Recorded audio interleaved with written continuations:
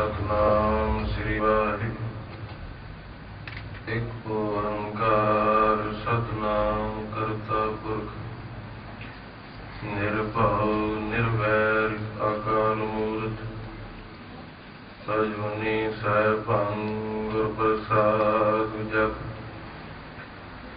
आद सच जुगाद सच है भी सच नानक होसी भी सच।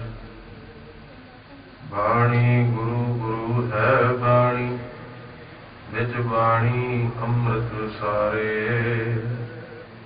गुरबाणी कहे सेवक जन मानै परतख गुरु निस्तारे। मुख उचरै शास्त्र खट पिंग गिरन चढ़ जाए। अंध लखै बदरो सुनै जो काल कृपा कराए। जेता समुंद सागर नीर भरिया तेते अवगुण हमारे। दया करो किछ मेहर उपावो डुबदे पत्थर तारे। सो कहो टल गुर से लिया अहनस सहज सुभाए। दर्शन परसै गुरु के जन्म मरण दुख जाए। दर्शन परसै गुरु के जन्म मरण दुख जाए। गौड़ी महला पंजवा। कर कृपा भेटे गुर सोई तित भल रोग न व्यापै कोई। राम रमण तरण भय सागर शरण सूर हारी जमकागर। कर कृपा भेटे गुर सोई तित बल रोग न व्यापै कोई। जुग जुग टल दसो ही पातशाह जी के आत्मिक स्वरूप जबर शत्र तख्त दे मालक दो जहान दे वाले पतत पावन गरीब नवाज कलयुग के राखे। घट घट के अंतर की जान तो भले बुरे की पीर पछानो दे मालक सतगुरु निराकार तो साकार रूप दे विच आकर के अकाल पुरख की अगमी जोत ने 10 देहां दे अंदर निवास करना कीता। दसों ही शरीरां दी निवृत्ति तो बाद गुरु नानक दी ओही पावन जोत कलयुग दे समय दे अंदर सुभाईमान है। परतख गला भरपूर धन धन साहिब श्री गुरु ग्रंथ साहिब जी महाराज जिस सतगुरु की पावन हजूरी दे विच जुड़ बैठ करके अपने जीवन का जो मुख पुरुषार्थ है जिस वास्ते मनुखा देही की प्राप्ति हुई है। भजो गोविंद भूल मत जाहो मानस जन्म का एहो लाहो। भई प्राप्त मानक देहरिया गोविंद मिलन की एहो तेरी बरिया। उस अकाल पुरख वाहिगुरु परमेश्वर की याद विच जुड़ बैठे गुरु प्यारिओ साहिब धन गुरु कलगीधर पातशाह जी की फतेह बख्शिश की हुई एक ओंकारा सतगुरु तह प्रसाद सच होए। वाहिगुरु जी की फतेह है विघ्न विनाशन सोए। आखो जी वाहिगुरु जी का खालसा वाहिगुरु जी की फतेह। सतगुरां ने रहमत की है कि सानू कुछ समा आगामी बाणी दे उस महान सिद्धांत को सरवण करन दा सुभागा समा प्राप्त होया है। धन गुरु अर्जन देव महाराज सच्चे पातशाह जी को एक मरतबे गुरसिखा ने सवाल किया, सतगुरु ਕੁਝ ਲੋਕਾਂ ਦੇ ਮਨ ਦੇ ਵਿੱਚ ਐਸੇ ਸੰਸ਼ੇ ਹਨ, ਉਹਨਾਂ ਦੀ ਆਪਣੀ ਵਿਚਾਰ ਹੈ ਕਿ ਜਿਸ ਮਨੁੱਖ ਦੇ ਕੋਲ ਬਹੁਤਾ ਧਨ ਹੋਵੇ ਔਰ ਬਹੁਤ ਜ਼ਿਆਦਾ ਵਡਿਆਈ ਹੋਵੇ, ਬਹੁਤ ਵੱਡਾ ਉੱਚਾ ਰੁਤਬਾ ਹੋਵੇ, ਸੰਸਾਰ ਦਾ ਕੋਈ ਐਸਾ ਪੱਖ ਜਿਹਦੀ ਉਹ ਪ੍ਰਾਪਤੀ ਤੋਂ ਬਿਨਾਂ ਨਾ ਹੋਵੇ, ਉਹ ਬਹੁਤ ਵੱਡਿਆਂ ਭਾਗਾਂ ਵਾਲਾ ਹੈ। ਬਿਨ ਕਰਮਾਂ ਕਿਛ ਪਾਈਐ ਨਾਹੀਂ, ਪਰ ਸਤਿਗੁਰੂ ਇਹ ਸੰਸਾਰ ਦੀ ਦ੍ਰਿਸ਼ਟੀ ਹੈ, ਇਹ ਲੋਕਾਂ ਦੀ ਦ੍ਰਿਸ਼ਟੀ ਹੈ। ਪਰ ਆਪ ਜੀ ਕਿਰਪਾ ਕਰੋ ਕਿ ਇਸ ਸੰਸਾਰ ਦੇ ਵਿੱਚ ਵੱਡਿਆਂ ਭਾਗਾਂ ਵਾਲਾ ਅਸਲ ਦੇ ਵਿੱਚ ਕੌਣ ਹੈ। ਗੁਰੂ ਸਾਹਿਬ ਕਹਿਣ ਲੱਗੇ, ਗੁਰਸਿੱਖੋ ਵੱਡਾ ਭਾਗ ਭੇਟੇ ਗੁਰਦੇਵਾ। ਵੱਡਿਆਂ ਭਾਗਾਂ ਵਾਲਾ ਉਹ ਹੈ, ਭੇਟ ਨਾਲ ਮਿਲਾਪ ਦਾ ਹੈ। ਗੁਰੂ ਪਿਆਰਿਓ ਕਹਿੰਦੇ ਜਿਹੜੇ ਸਿੱਖ ਦਾ, ਜਿਸ ਜਗਿਆਸੂ ਦਾ, ਜਿਸ ਇਨਸਾਨ ਦਾ ਗੁਰੂ ਦੇ ਨਾਲ ਮੇਲ ਹੋ ਗਿਆ, ਉਹ ਤੋਂ ਵੱਡਿਆਂ ਭਾਗਾਂ ਵਾਲਾ ਇਸ ਸੰਸਾਰ ਦੇ ਵਿੱਚ ਕੋਈ ਨਹੀਂ ਹੈ। ਸੰਸਾਰ ਦੇ ਪਦਾਰਥ ਸੰਸਾਰ ਤੱਕ ਸੀਮਿਤ ਨੇ। ਜਿੱਦਣ ਸਰੀਰ ਮੁੱਕ ਗਿਆ, ਇਹ ਪਦਾਰਥ ਨਾਲ ਹੀ ਮੁੱਕ ਜਾਣੇ ਨੇ, ਕਿਉਂਕਿ ਹਰ ਮਿਲਾਪ ਦੇ ਵਿੱਚ ਗੁਰੂ ਸਾਹਿਬ ਜੀ ਕਹਿਣ ਲੱਗੇ, ਦੇਖੋ ਗੁਰਸਿੱਖੋ, ਦੁਨੀਆ ਦਾ ਮਿਲਾਪ ਹੁੰਦਾ ਹੈ, ਬੰਦਾ ਕੁਝ ਗਵਾਉਂਦਾ ਹੈ, ਪਰ ਇੱਕ ਐਸਾ ਮਿਲਾਪ ਗੁਰੂ ਦਾ ਹੈ ਜਿਹਦੇ ਵਿੱਚੋਂ ਜੀਵ ਬਹੁਤ ਕੁਝ ਪਾਉਂਦਾ ਹੈ, ਖੱਟਦਾ ਹੈ। ਵੱਡਿਆਂ ਭਾਗਾਂ ਵਾਲਾ ਕਿਉਂ ਹੈ? ਜੇ ਤੁਸੀਂ ਕਹਿੰਦੇ ਹੋ ਕਿ ਮਾਇਆ ਧਾਰੀ ਉੱਤੇ ਰੁਤਬਿਆਂ ਵਾਲਾ ਵਡਭਾਗੀ ਹੈ, ਫਿਰ ਵੇਖੋ ਉਹਨੂੰ ਮਾਇਆ ਹਾਸਲ ਕਰਕੇ, ਰੁਤਬੇ ਹਾਸਲ ਕਰਕੇ ਉਹਨਾਂ ਨੂੰ ਬਚਾਉਣ ਵਾਸਤੇ ਉਹਨੂੰ ਕਿਵੇਂ ਸੰਘਰਸ਼ ਕਰਨਾ ਪੈਂਦਾ ਹੈ। ਪਰ ਇੱਕ ਗੁਰੂ ਦਾ ਮਿਲਾਪ ਐਸਾ ਹੈ, ਸਤਿਗੁਰੂ ਕਹਿੰਦੇ, ਵੱਡਾ ਭਾਗ ਭੇਟੇ ਗੁਰਦੇਵਾ, ਕੋਟ ਅਪਰਾਧ ਮਿਟੇ ਹਰ ਸੇਵਾ। ਇਸ ਜੀਵਨ ਦੇ ਕਰੋੜਾਂ ਪਾਪ ਪਪੱਦਰ ਹਰੀ ਵਾਹਿਗੁਰੂ ਪਰਮੇਸ਼ਰ ਦਾ ਸਿਮਰਨ ਜੋ ਗੁਰੂ ਨੇ ਬਖਸ਼ਿਸ਼ ਕੀਤਾ ਹੈ, ਉਹ ਪਾਪ ਮਿਟ ਜਾਂਦੇ ਹਨ। ਇਸ ਕਰਕੇ ਵੱਡ ਭਾਗੀ ਹਰ ਸੰਗਤ ਭਾਵ ਹੈ। ਵੱਡਿਆਂ ਭਾਗਾਂ ਵਾਲਿਆਂ ਨੂੰ ਗੁਰੂ ਕੀ ਸੰਗਤ ਦੀ ਪ੍ਰਾਪਤੀ ਹੁੰਦੀ ਹੈ। ਇਸ ਕਰਕੇ ਸਤਿਗੁਰੂ ਪਾਤਸ਼ਾਹ ਜੀ ਨੇ ਗੁਰਬਾਣੀ ਦੇ ਅੰਦਰ ਬਹੁਤ ਮਹਾਨ ਸਿਧਾਂਤ ਬਖਸ਼ਿਸ਼ ਕੀਤਾ ਹੈ। ਜੀਵਨ ਦਾ ਕੋਈ ਪੱਖ ਗੁਰੂ ਪਿਆਰਿਓ ਗੁਰਬਾਣੀ ਦੇ ਵਿੱਚ ਐਸਾ ਨਹੀਂ ਹੈ ਕਿ ਜਿਸ ਪੱਖ ਤੋਂ ਗੁਰੂ ਸਾਹਿਬ ਜੀ ਨੇ ਸੇਧ ਨਾ ਦਿੱਤੀ ਹੋਵੇ। ਔਰ ਕੈਸੀ ਮਹਾਨਤਾ ਬਖਸ਼ਿਸ਼ ਅੰਤਰੀਵ ਦੀ ਕੀਤੀ ਹੈ ਔਰ ਭਾਵ ਬਾਹਰੀ ਲਿਆ ਹੈ। ਦੁਨੀਆ ਦੇ ਕਿਸੇ ਵੀ ਗ੍ਰੰਥ ਦੇ ਵਿੱਚ, ਕਿਸੇ ਵੀ ਧਰਮ ਦੇ ਵਿੱਚ ਐਸਾ ਕਿਤੇ ਨਹੀਂ ਮਿਲੇਗਾ, ਜੇ ਗੱਲ ਬਾਹਰੀ ਹੈ ਤਾਂ ਬਾਹਰੀ ਹੈ, ਅੰਤਰੀਵ ਹੈ ਤਾਂ ਅੰਤਰੀਵ ਹੈ। ਪਰ ਗੁਰਬਾਣੀ ਇੱਕ ਐਸਾ ਮਹਾਨ ਖਜ਼ਾਨਾ ਹੈ ਜਿਸ ਵਿੱਚ ਸਤਿਗੁਰਾਂ ਨੇ ਮਿਸਾਲ ਬਾਹਰੀ ਦਿੱਤੀ ਤੇ ਪ੍ਰਾਪਤੀ ਅੰਤਰੀਵ ਦੀ ਕਰਾਈ ਹੈ। ਸੋ ਇਸ ਕਰਕੇ ਆਓ, ਜੋ ਲੜੀਵਾਰ ਕਥਾ ਆਪ ਜੀ ਹਰ ਰੋਜ਼ ਸਰਵਣ ਕਰਦੇ ਆ ਰਹੇ ਹੋ, ਗੌੜੀ ਰਾਗ ਦੇ ਅੰਦਰ ਪੰਚਮ ਪਾਤਸ਼ਾਹ ਧੰਨ ਗੁਰੂ ਅਰਜਨ ਦੇਵ ਮਹਾਰਾਜ ਸੱਚੇ ਪਾਤਸ਼ਾਹ ਜੀ ਨੇ ਅਗਲੇ ਸ਼ਬਦ ਦੇ ਵਿੱਚ ਜੋ ਵਿਚਾਰ ਹੈ, ਇਉਂ ਸਤਿਗੁਰੂ ਜੀ ਗੁਰਸਿੱਖਾਂ ਨੂੰ ਬਖਸ਼ਿਸ਼ ਕਰ ਰਹੇ ਹਨ। ਗੌੜੀ ਮਹੱਲਾ ਪੰਜਵਾਂ। ਕਰ ਕਿਰਪਾ ਭੇਟੇ ਗੁਰ ਸੋਈ। ਸਤਿਗੁਰੂ ਜੀ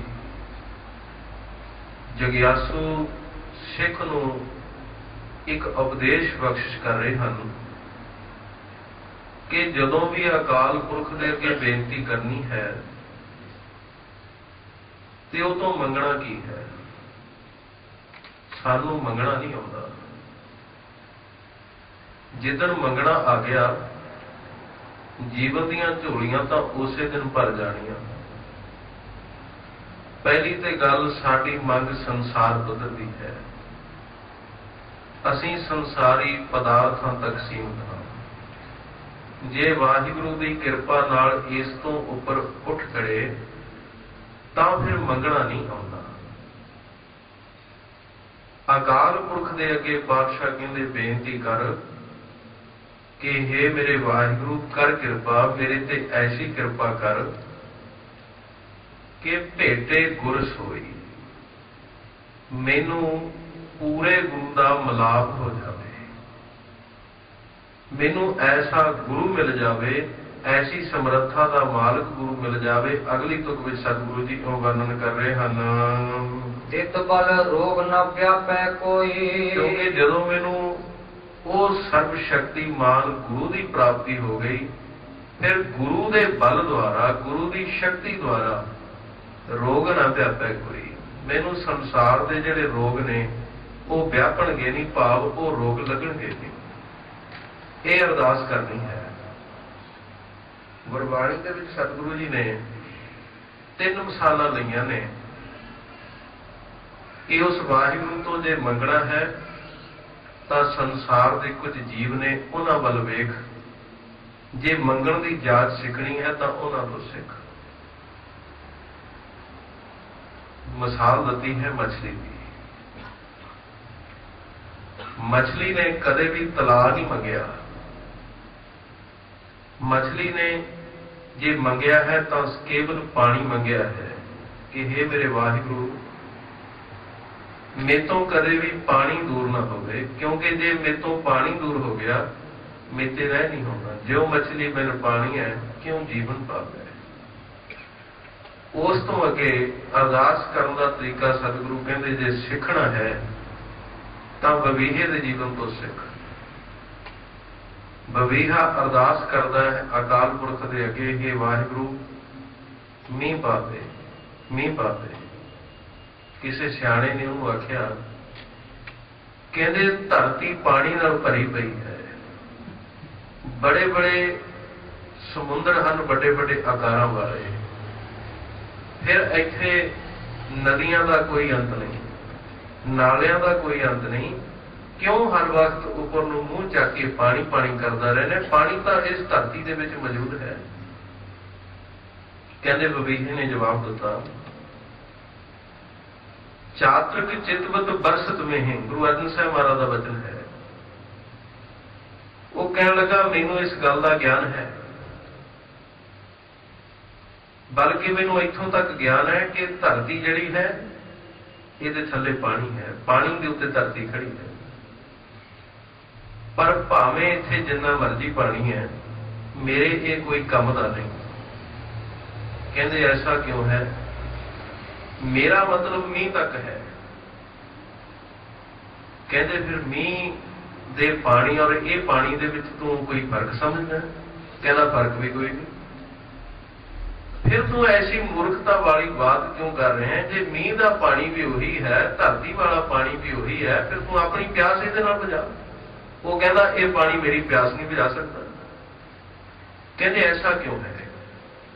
वो कहता मेरा मतलब मीह तक नहीं, जदों मीह पेगा उस मीह दे विचों स्वान दी बूंद टपकनी है, मेरा मतलब स्वान दी बूंद तक है। कहते फिर तू स्वान दी बूंद की मांग कर। कहना स्वान दी बूंद मीह तो बिना मिलनी नहीं। गुरु साहब कहते जे नाम चाहिए, अकाल पुरख चाहिए तो गुरु नूं ध्यान, गुरु की लोड़ महसूस कर, मीह की लोड़ महसूस कर, ना कि मुक्ति की लोड़ महसूस कर। मुक्ति तो आपे मिल जानी है जो गुरु मिल गया।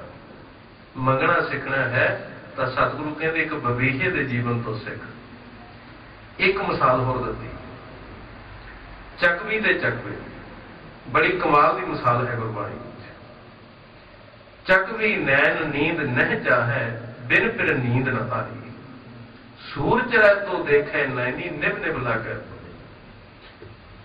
चकवी ते चकवा इस सृष्टि के विच नर और मादा एक ऐसा जोड़ा है जिन्हां दा रात्रि नूं आपस दे विच विछोड़ा पै जाता है।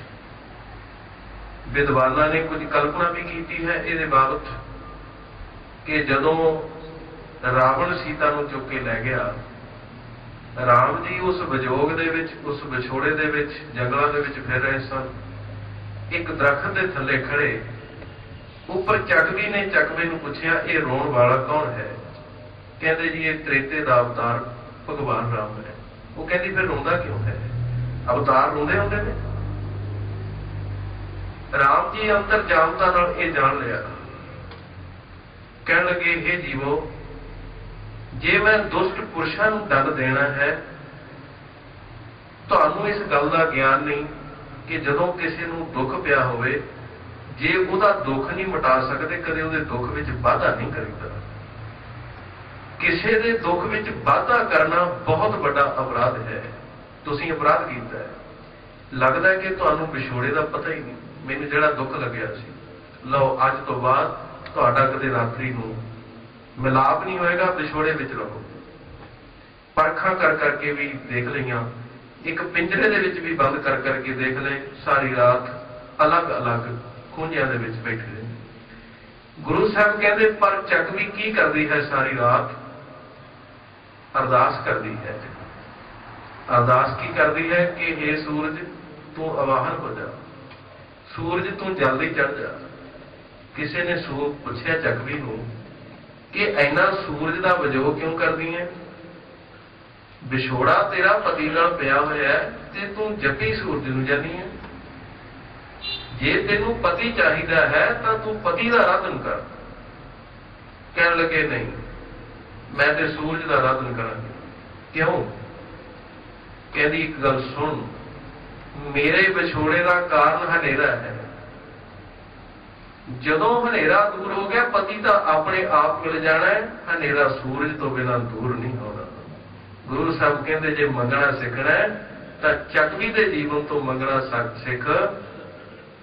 इस करके तू अकाल पुरख का सीधा जिवें चकवी के जीवन तो सिक्ख्या ले, तेरी टेक गुरु तक होनी चाहिए। जब गुरु मिल गया तो अकाल पुरख की प्राप्ति तो अपने आप हो जानी है। इस करके गुरु अर्जन साहब महाराज सच्चे पातशाह जी कहते, चित बल रोग, क्योंकि गुरु दे विच एक ऐसा बल है, शक्ति है। देखो, शक्ति दो तरह की होती है, एक शरीरक है, एक अंतरीव, जिन्हों रूहानियत शक्ति कहा है। जे शरीर कमजोर होवे तो शरीर कोई कार्य नहीं कर सकता। जिहदी आत्मा कमजोर है वो परमात्मा नाल नहीं जुड़ सकता। जिवें शरीर की खुराक है, इसे तरह आत्मा की खुराक है। आत्मा की खुराक नाम है, वाहिगुरु का सिमरन है। सिमरन कित्थों मिलना है? ये गुरु तो मिलना है। गुरु ने मंत्र देना है अकाल पुरख नूं ध्यान दा। इस करके ये बल, चित्त बल, वो बल जिहड़ा है वो गुरु तो मिलना है। इस करके हे वाहिगुरु, क्योंकि जदों वो बल नाम दा मिल गया ना, रोग ना व्यापे। कोई तीन तरह के रोग होंदे ने, एक आदि, व्याधि, अबादी। कुछ मन के रोग ने, कुछ शरीर के रोग ने, कुछ बचना के रोग ने, बोलना के रोग। जदों पूरा गुरु की प्राप्ति हो जाए, ये फिर तिन्ने तरह के रोग निवृत्त हो जाते हैं। क्योंकि गुरु ज्ञान का समुद्र है। विद्वाना ने ज्ञान के प्रथाए कुछ वचन कहे ने कि 3-4 तरह का ज्ञान होता है। एक प्रकृति ज्ञान होता है, एक कला ज्ञान होता है, एक धर्म ज्ञान होता है। प्रकृति ज्ञान के विच साइंसदानां नूं मन्निया है। कलाकार का जीवन और साइंसदान का जीवन बड़ा कोहा का फर्क है। साइंसदान कदे भी कला नूं समझ नहीं सकता। जे साइंसदान के मूहरे एक हारमोनीयम रख दिता जाए तो इस कदर चलिया जाएगा कि यह आवाज कित्थों पैदा हुई है। आवाज पखे चो पैदा हुई है या सुर चो पैदा हुई है, वो घोखेगा। ते जिहड़ा कलाकार है, कलाकार नूं देखो, कला जिवें कीर्तन करना यह भी एक कला है, गाउणा कला है।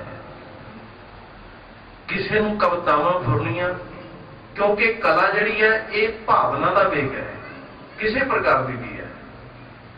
खिडारी बन जाना ये कला है, कौशल है।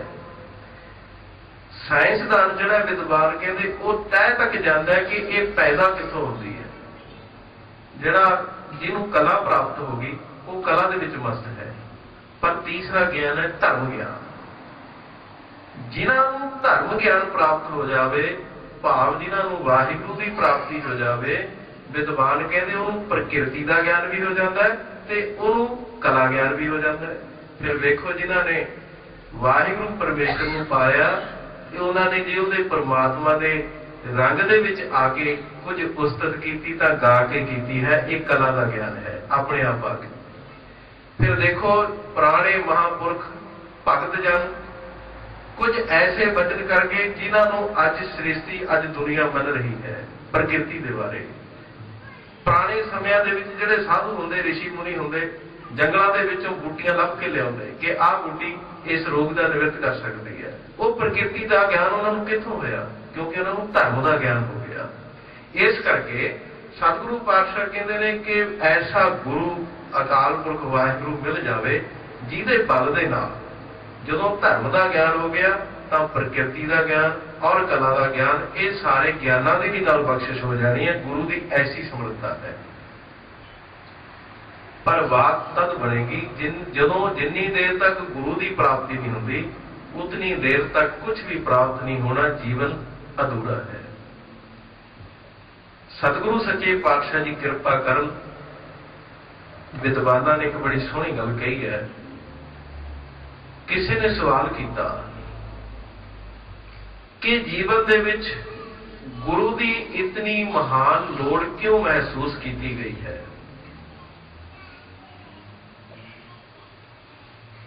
ਇੱਕ ਵਾਰੀ ਕਹਿੰਦੇ ਕਿਤੇ ਕੋਈ ਸੱਜਣ ਬੈਠਾ ਆਪਣੇ ਹੱਥਾਂ ਨੂੰ ਸਾਫ਼ ਕਰਨ ਲੱਗਿਆ ਮਿੱਟੀ ਦੇ ਨਾਲ।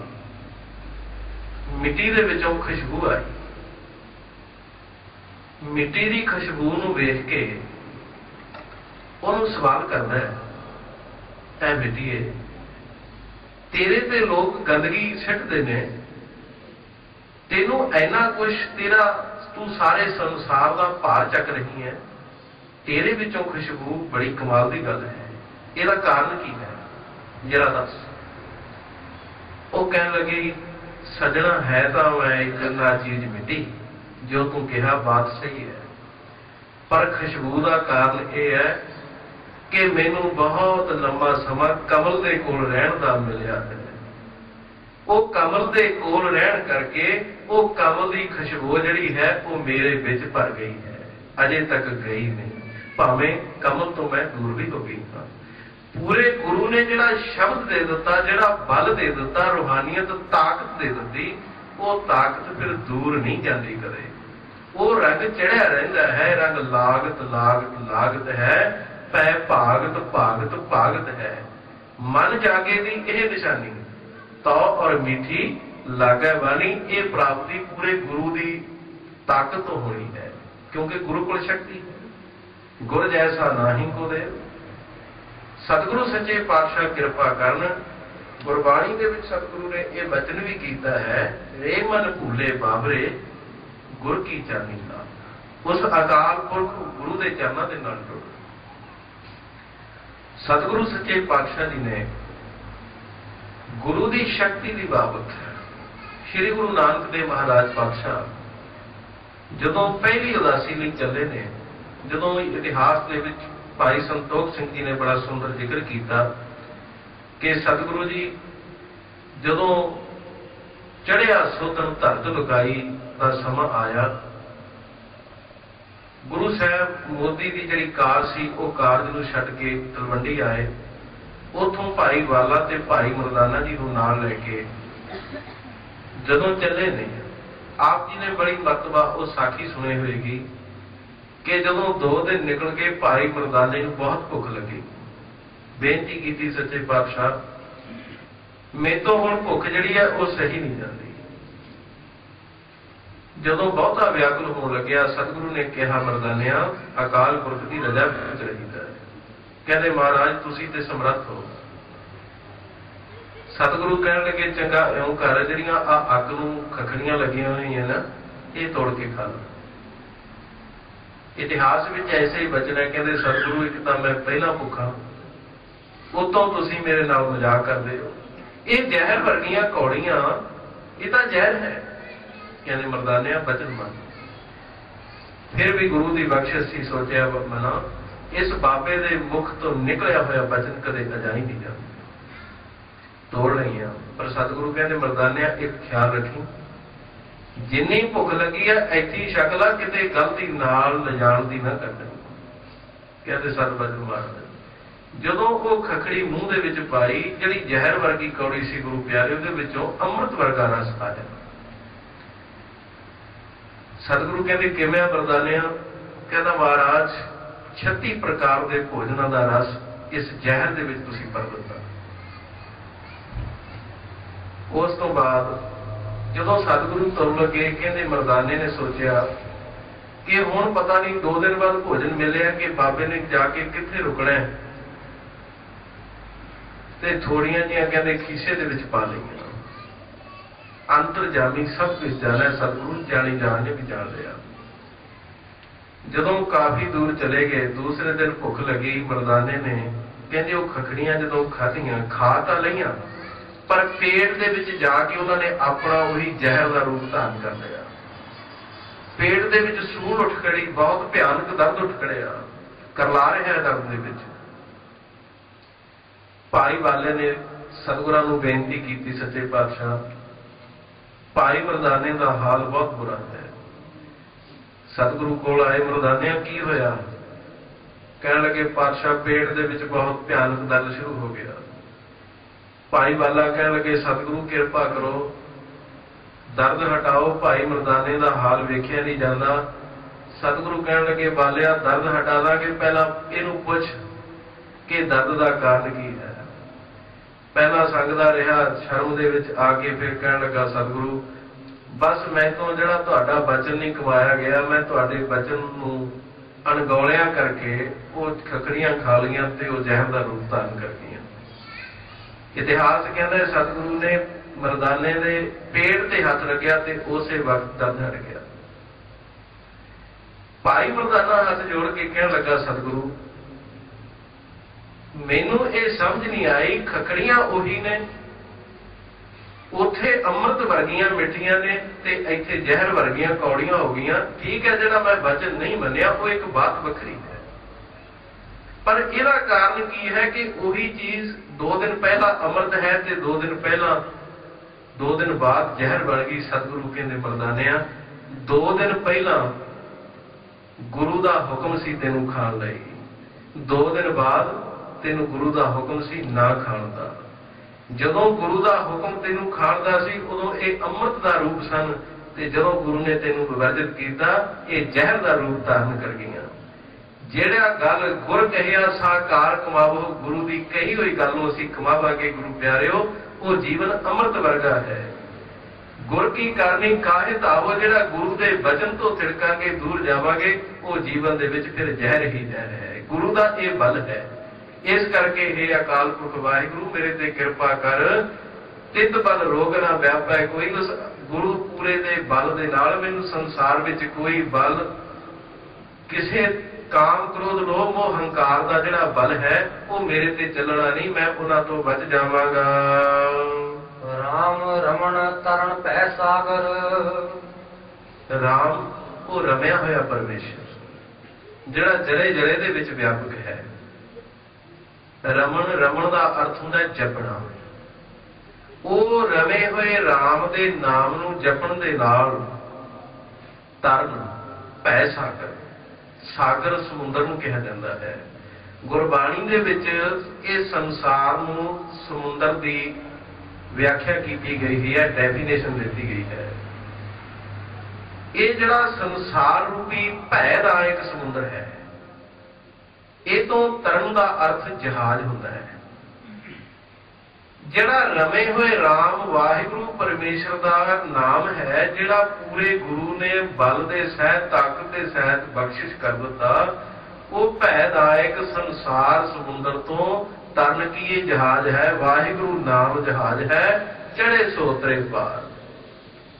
ਇਸ ਕਰਕੇ ਤੇ ਜੇ ਬਾਹਰੀ ਅਰਥ ਵਿੱਚ ਵੀ ਦੇਖੀਏ ਕਿ ਜਿਹੜਾ ਵਾਹਿਗੁਰੂ ਦਾ ਨਾਮ ਹੈ, ਤੇ ਜੇ ਮੱਖਣ ਸਾਹ ਲਵਾਣੇ ਦਾ ਜਹਾਜ਼ ਡੁੱਬਣ ਲੱਗਿਆ ਸੀ ਤਾਂ ਧੰਨ ਗੁਰੂ ਤੇਗ ਬਹਾਦਰ ਪਾਤਸ਼ਾਹ ਜੀ ਨੇ ਕਿਰਪਾ ਕੀਤੀ, ਉਹ ਡੁੱਬਦਾ ਹੋਇਆ ਜਹਾਜ਼ ਬਚਿਆ।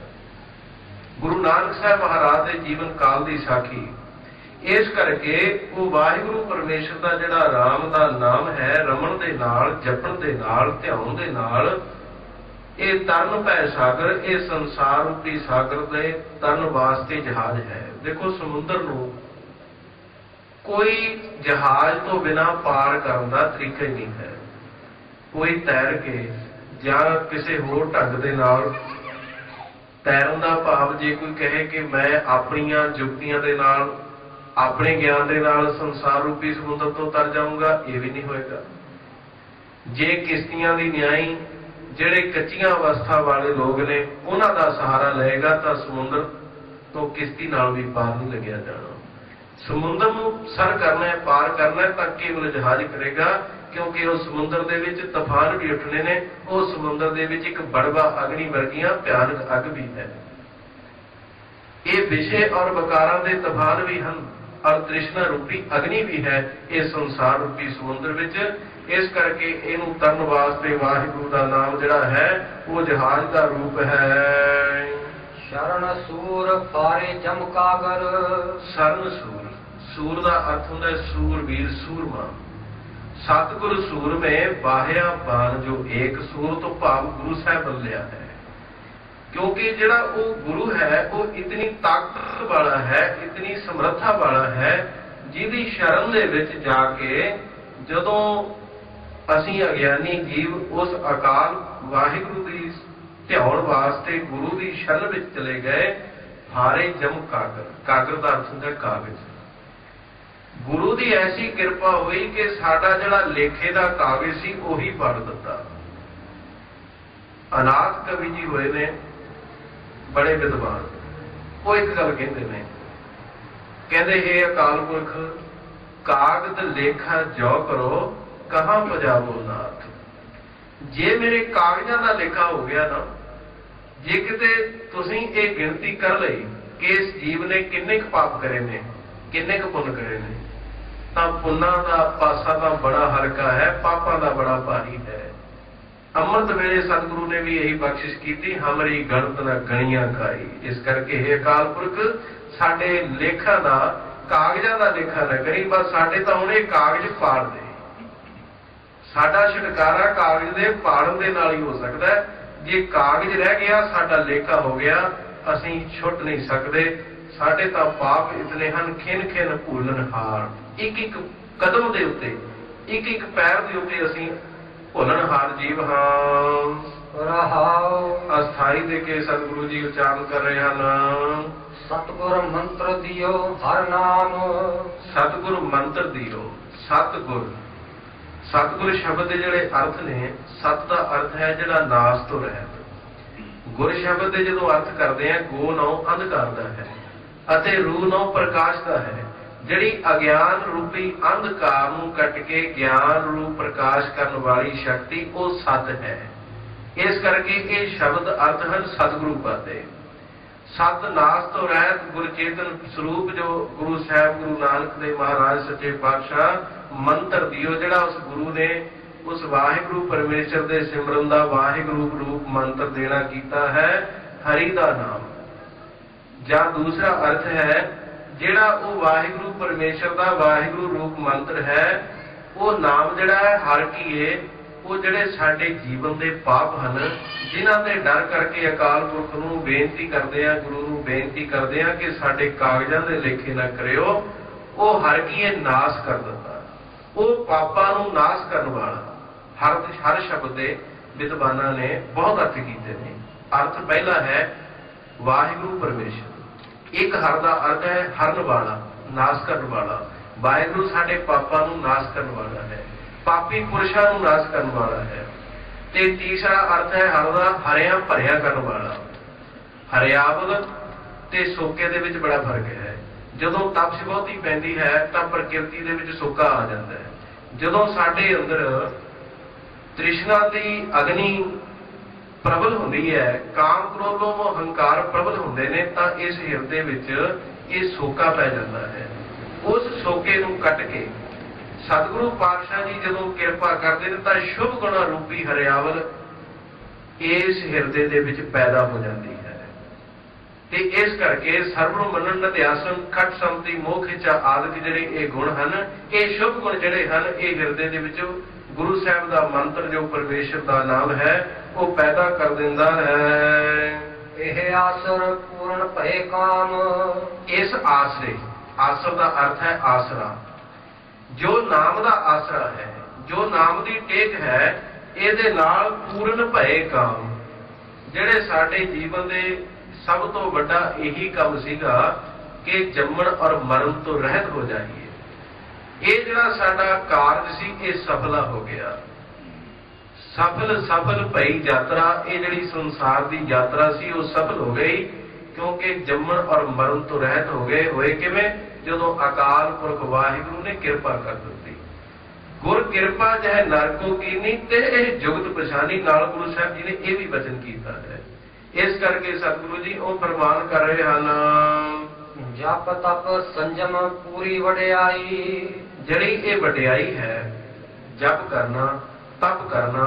ਸੰਜਮ ਦਾ ਅਰਥ ਵੈਸੇ ਵਰਤ ਵੀ ਰੱਖਿਆ, ਪਰ ਸੰਜਮ ਦਾ ਅਰਥ ਇੱਥੇ ਇੰਦਰੀਆਂ ਦਾ ਦਮਨ ਕਰਨਾ ਹੈ। ਇੰਦਰੀਆਂ ਨੂੰ ਸੰਜਮ ਦੇ ਵਿੱਚ ਲੈ ਆਉਣਾ, ਸੰਤੋਖ ਦੇ ਵਿੱਚ ਲੈ ਆਉਣਾ। ਕਿਉਂਕਿ ਜਪ ਦੇ ਨਾਲ ਔਰ ਤਪ ਦੇ ਨਾਲ 5 ਸਾਡੇ ਗਿਆਨ ਇੰਦਰੇ ਤੇ 5 ਕਰਮ ਇੰਦਰੇ, ਇਹਨਾਂ ਨਾਲ ਜਿਹੜਾ ਸੰਜਮ ਕਰਨਾ, ਇਹਨਾਂ ਨੂੰ ਸੰਤੋਖ ਦੇ ਵਿੱਚ ਲੈ ਆਉਣਾ ਪੂਰੀ ਵਡਿਆਈ। ਇਹ ਸਭ ਤੋਂ ਵੱਡੀ ਵਡਿਆਈ ਹੈ। ਇਹ ਵਡਿਆਈ ਬਿਰਲੇ ਪੁਰਸ਼ਾਂ ਨੂੰ ਪ੍ਰਾਪਤ ਹੁੰਦੀ ਹੈ। ਇਸ ਕਰਕੇ ਸਤਿਗੁਰੂ ਪਾਤਸ਼ਾਹ ਜੀ ਉਹ ਉਚਾਰਨ ਕਰ ਰਹੇ ਹਨ, ਗੁਰ ਕਿਰਪਾਲ ਹੋਰ ਭਏ ਸਹਾਈ। ਪਰ ਇਹ ਜਿਹੜੀ ਵੱਡੀ ਵਡਿਆਈ ਹੈ ਜਪ ਦੀ, ਤਪ ਦੀ, ਸੰਜਮ ਦੀ, ਇਹ ਪ੍ਰਾਪਤ ਕਦੋਂ ਹੋਣੀ ਹੈ? ਗੁਰ ਕਿਰਪਾਲ। ਜਦੋਂ ਗੁਰੂ ਦੀ ਕਿਰਪਾਲਤਾ ਹੋਗੀ, ਗੁਰੂ ਦੀ ਮਿਹਰ ਹੋਗੀ, ਗੁਰੂ ਦੀ ਨਦਰ ਹੋਵੇਗੀ। ਨਾਨਕ ਨਦਰੀ ਨਦਰ ਨਿਹਾਲ। ਗੁਰੂ ਦੀ ਦ੍ਰਿਸ਼ਟੀ ਦੇ ਨਾਲ ਹੋਰ ਭਏ ਸਹਾਈ। ਇਸ ਕਰਕੇ ਇਹ ਸਾਨੂੰ ਫਿਰ ਇਹ ਪ੍ਰਾਪਤੀ ਹੋਈ ਹੈ ਕਿ ਫਿਰ ਸਾਡਾ ਜਪ ਤਪ ਜਿਹੜਾ ਹੈ ਇਹ ਸਹਾਇਤਾ ਹੋ ਗਿਆ, ਨਾਮ ਦੇ ਵਿੱਚ ਸਹਾਈ ਹੋ ਗਿਆ। ਇਹ ਸਾਨੂੰ ਸ਼ੁਭ ਗੁਣੀ ਹੋਰ ਸਹਾਇਕ ਮਿਲ ਗਏ ਹਨ। ਮਾਨ ਮੋਹ ਖੋਏ ਗੁਰ ਭਰਮ। ਗੁਰੂ ਨੇ ਸਭ ਤੋਂ ਵੱਡੀ ਕਿਰਪਾ ਕੀ ਕੀਤੀ ਹੈ ਇਸ ਜੀਵਨ ਦੇ ਵਿੱਚ? 2 ਗੱਲਾਂ ਨੇ ਜਿਨ੍ਹਾਂ ਦੇ ਨਾਲ ਇਹ ਜੀਵਨ ਜਿਹੜਾ ਹੈ ਬਖੇਰੇ ਦੇ ਵਿੱਚ ਹੈ। ਇੱਕ ਮਾਨ ਕੀਏ ਹਉਮੈ, ਇੱਕ ਦੂਜਾ ਭਰਮ। ਭਰਮ ਦਾ ਅਰਥ ਹੈ ਭੁਲੇਖਾ। ਤੇ ਸਾਰਾ ਕੁਝ ਜੀਵਨ ਦਾ ਭਰਮ ਦੇ ਵਿੱਚ ਹੋ ਰਿਹਾ ਹੈ। ਭਰਮ ਜਿਹੜਾ ਹੈ 5 ਪ੍ਰਕਾਰ ਦਾ ਮੰਨਿਆ, ਭੇਦ, ਭਰਮ, ਆਦਿਕ। ਤੇ ਇਹ 5 ਪ੍ਰਕਾਰ ਦਾ ਜਿਹੜਾ ਭਰਮ ਹੈ, ਸਤਿਗੁਰੂ ਨੇ ਇਸ ਮਹੀਨਾ ਜਿਹੜਾ ਚੱਲ ਰਿਹਾ ਹੈ ਇਹਦੇ ਵਿੱਚ ਵੀ ਇਹ ਵਿਖਿਆਨ ਕੀਤਾ ਹੈ। ਭਾਦੋਏ ਭਰਮ ਭੁਲਾਣੀਆਂ ਦੂਜੇ ਲੱਗਾ ਹੇਤ। ਭਾ ਦੋਏ, ਭਾ ਜਮਾ ਦੋਏ, ਦਵੈਤ ਦਾ ਨਾਮ ਸੰਸਾਰ ਦਾ ਹੈ। ਜਿਨ੍ਹਾਂ ਨੂੰ ਸੰਸਾਰ ਚੰਗਾ ਲੱਗਣ ਲੱਗ ਗਿਆ, ਸਤਿਗੁਰੂ ਕਹਿੰਦੇ ਉਹ ਬਹੁਤ ਵੱਡੇ ਭਰਮ ਦੇ ਵਿੱਚ ਹਨ। ਤੇ ਭਰਮ ਦੇ ਕਾਰਨ ਭੁਲਾਣੀਆਂ ਕੀ ਆ? ਉਹ ਭੁੱਲ ਗਏ ਹਨ ਕਿਹਨੂੰ? ਅਕਾਲ ਪੁਰਖ ਵਾਹਿਗੁਰੂ ਪਰਮੇਸ਼ਰ ਨੂੰ। ਇਸ ਕਰਕੇ ਮਾਨ ਮੋਹ, ਇੱਕ ਹੰਗਤਾ, ਇੱਕ ਮੋਹ ਤੇ ਇੱਕ ਭਰਮ, ਇਹ 3 ਚੀਜ਼ਾਂ ਐਸੀਆਂ ਨੇ ਜਿਨ੍ਹਾਂ ਨੇ ਸਾਨੂੰ ਅਕਾਲ ਪੁਰਖ ਤੋਂ ਬਹੁਤ ਦੂਰ ਕਰ ਦਿੱਤਾ। ਇਹਨਾਂ ਤਿੰਨਾਂ ਦੀ ਨਿਵਰਤੀ ਪੂਰੇ ਗੁਰੂ ਤੋਂ ਹੋਣੀ ਹੈ। ਜਦੋਂ ਪੂਰਾ ਗੁਰੂ ਕਿਰਪਾਲੂ ਹੋਇਆ, ਅਕਾਲ ਪੁਰਖ ਦੀ ਬਖਸ਼ਿਸ਼ ਹੋਈ, ਗੁਰੂ ਦਾ ਮਿਲਾਪ ਹੋਇਆ, ਤਾਂ ਉਸ ਗੁਰੂ ਨੇ ਮਾਨ ਮੋਹ ਖੋਏ, ਭਾਵ ਇਹ ਤਿੰਨੇ ਖੋਏ ਕਿ ਇਹ ਨਾਸ਼ ਕਰ ਦਿੱਤੇ। ਪੇਖ ਨਾਨਕ ਪਸਰੇ ਪਾਰ ਬ੍ਰਹਮ। ਔਰ ਦ੍ਰਿਸ਼ਟੀ ਕੈਸੀ ਹੋਗੀ? ਪੇਖ। ਜਿੱਧਰ ਨੂੰ ਵੀ ਵੇਖਦਾ ਹੈ, ਜਿਹਨੂੰ ਵੀ ਵੇਖਦਾ ਹੈ, ਪਸਰੇ ਪਾਰ ਬ੍ਰਹਮ, ਉੱਥੇ ਅਕਾਲ ਪੁਰਖ ਦਾ ਵਾਸਾ ਵੇਖ ਰਿਹਾ ਹੈ।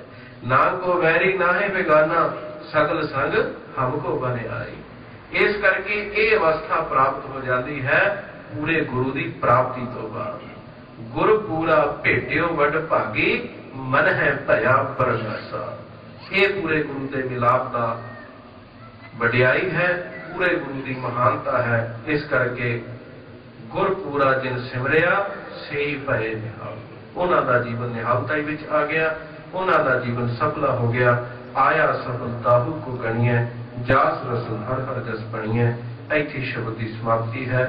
ਬੋਲਦਿਆਂ ਕੋਲੋਂ, ਵਿਚਾਰ ਕਰਦਿਆਂ ਕੋਲੋਂ ਅੱਖਰ ਬਾਤ ਕਾਟ ਜੋ ਗੁਰੂ ਸਾਹਿਬ ਔਰ ਸੰਗਤ ਦੇ ਵਿੱਚ ਕਹਿਣ ਦੇ ਯੋਗ ਨਾ ਹੋਵੇ, ਕਿਹਾ ਗਿਆ ਹੋਵੇ। ਸਤਿਗੁਰੂ ਪਾਤਸ਼ਾਹ ਦੇ ਗੁਰੂ ਕੀ ਸੰਗਤ ਬਖਸ਼ਣ ਯੋਗ ਹੈ। ਇੱਥੇ ਸਮਾਪਤ ਹੈ ਜੀ। ਸ਼ਲੋਕ ਆਏ ਪ੍ਰਭ ਸਰਨਾਗਤੀ, ਕਿਰਪਾ ਨਿਧ ਦਇਆ। ਏਕ ਅੱਖਰ ਹਰ ਮਨ ਵਸ, ਨਾਨਕ ਹੋਤ ਨਿਹਾਲ। ਵਾਹਿਗੁਰੂ ਨਾਮ